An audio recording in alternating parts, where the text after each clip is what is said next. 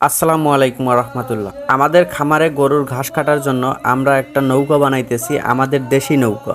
এই নৌকাগুলো বেসিক্যালি আমাদের এই অঞ্চলটাতেই দেখা যায়, অন্য কোনো অঞ্চলে আমি এইরকম টাইপের নৌকা দেখি নাই, অন্য টাইপের নৌকা দেখছি। কিন্তু আমাদের এইখানে যে নৌকাগুলি বানানো হয় তা কাঠের সাথে জোড়া দেওয়ার জন্য পাতাম লোহা ব্যবহার করা হয় এবং বাংলা লোহাও ব্যবহার করা হয়, যাকে তার কাটা বলা হয়। তো আজকে আমরা এই নৌকাটা বানাইতেছি শুধুমাত্র আমাদের খামারে ঘাস কাটার জন্য, কারণ আমাদের ঘাসের ক্ষেত্রে পর্যাপ্ত পরিমাণ পানি আসার কারণে আমরা নেমে এইখান থেকে ঘাস কাটতে পারি না, যার কারণে আমরা এই নৌকাটা বানাইতেছি যাতে করে এই নৌকার উপরে বৈশা বৈশা আমরা বেশি পরিমাণে ঘাস কাটতে পারি। তো ইনশাআল্লাহ আমরা চেষ্টা করব আমাদের নৌকা দিয়ে ঘাস কাটার জন্য, এবং এই নৌকা যখন মাঠে নামানো হবে তখন আরো ভিডিও দেওয়ার চেষ্টা করব ইনশাআল্লাহ। এই নৌকাতে আরো কাজ রয়েছে, আলকাতরা দিতে হবে, তারপরে রোদ্রে শুকাইতে হবে, তারপরে পানিতে নামাইতে হবে। যদি এইরকম সিস্টেম করে আমরা পানিতে নামাই তাহলে দেখা যায় যে 2-3 বছরের মধ্যে আমাদের নৌকার কোনো ক্ষয়ক্ষতি হবে না ইনশাআল্লাহ। তো আমরা চেষ্টা করব আলকাতরা এবং সুন্দরভাবে মেরামত করে তারপরে পানিতে নামানোর জন্য। আর এইরকম নৌকা আমি কোথাও দেখি নাই। আপনাদের অঞ্চলে যদি এইরকম নৌকা থাকে তাহলে অবশ্যই আমাকে কমেন্ট বক্সে জানাইতে পারেন যে আপনাদের অঞ্চলের নৌকার দাম কিরকম